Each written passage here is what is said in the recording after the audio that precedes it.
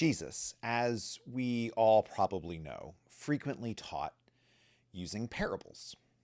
Parables were a way for ancient teachers to make heady and complex concepts more easily grasped.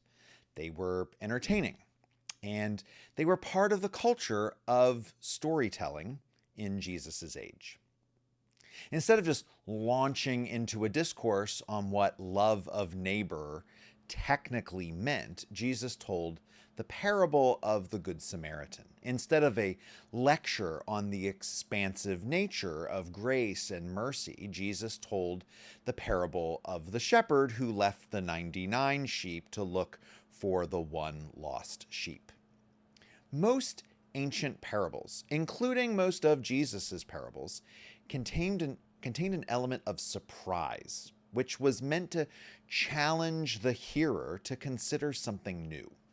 When a crowd heard a new parable, this element of surprise would have probably caused a murmur to rumble through the people, shocked at what they had just heard. This would probably have caused dissension as much as it caused delight. No one would have ever suggested that a Samaritan should help a Judean.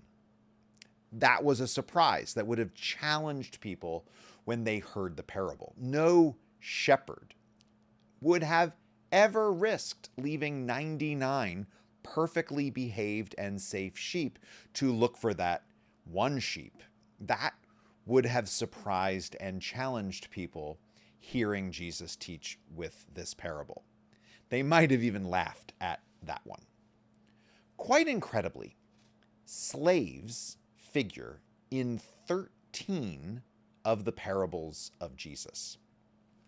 Some of the slaves in the parables were ancillary figures, that is, not central to the parable. Some of the slaves in the parables were the main characters and were absolutely central to the parable itself. Sometimes the slave was central to the parable, but their actual identity as a slave was not. The slaves in the parables of Jesus functioned just as ancient Roman slaves would have. For in those parables, we see slaves in charge of other slaves. We see slaves working in the fields, and we see domestic slaves working in the house. We see slaves collecting money owed to their master. We see slaves entrusted to large sums of money by their master. And we see slaves unable to repay a debt. All of these are, as we have seen earlier, consistent with what we know of ancient slavery laws and practices.